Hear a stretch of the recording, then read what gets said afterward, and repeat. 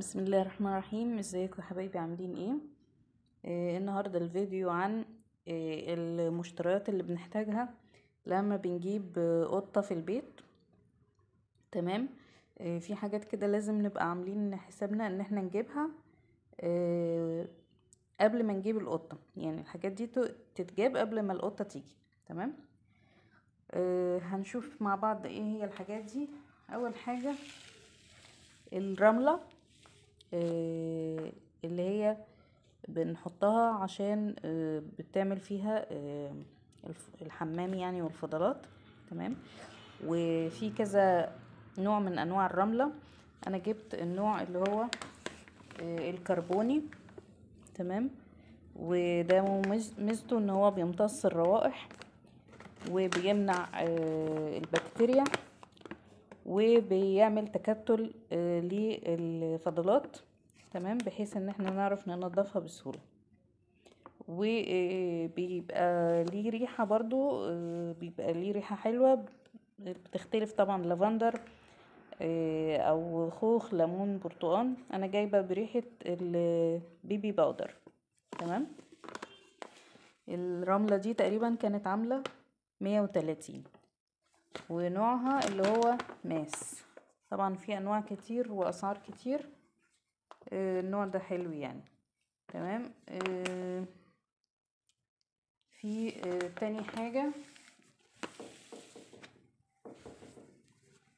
ودي مرتبطة طبعا بالرملة، اللي هو الليتر بوكس. ده بيبقى عبارة عن طبق وبنحط فيه الرملة، والقطة بتعمل فيه الفضلات. انا كده حطاه الرملة، بحط حوالي قد عقلتين صباع كده، وهي بتحفر فيه وبتعمل وبيبقى ليه جاروف كده بيتجاب برضو معاه، بحيث ان احنا ننظف الرملة دي يوميا. بتقعد معانا كتير، ممكن تقعد من 3 أسابيع لشهر.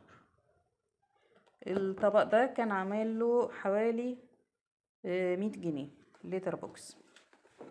تمام. تاني حاجة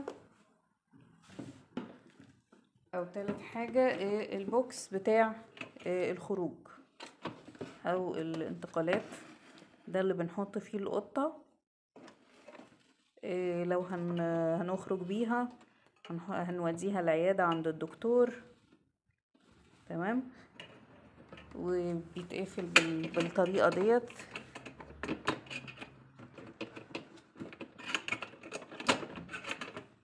بننزل من هنا من تحت، ودي القفل اللي فوق ده، والقفل اللي تحت ده بنضغط كده اهو ونسحب في الفتح وفي القفل.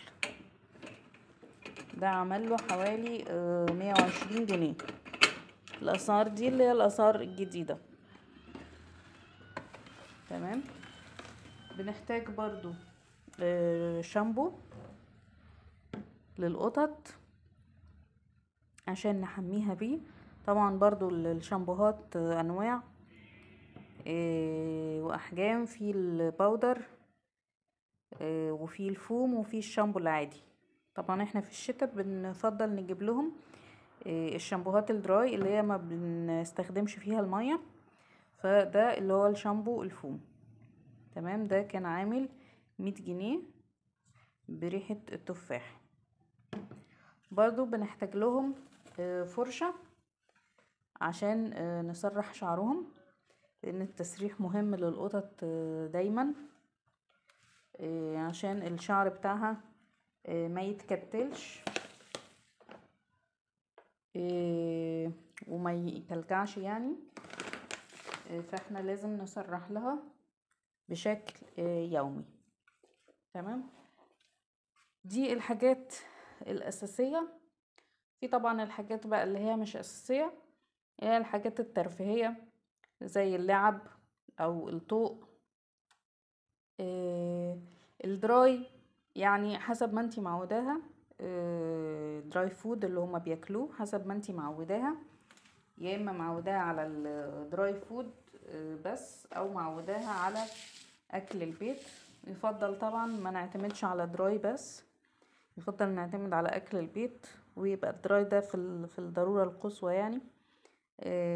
لو هنسيبها مثلا طول اليوم او هنسيبها مثلا يومين لوحدها في البيت، فخايفين الاكل بتاع البيت يبوظ، فبنحط لها الدراي. تمام. تقريبا ده كان كل حاجة عن الاساسيات المشتريات بتاعة الفيديو. ويا رب يكون الفيديو عجبكم. ما تنسوش تعملوا لايك وسبسكرايب عشان يوصلكم مني كل جديد. والسلام عليكم ورحمة الله وبركاته.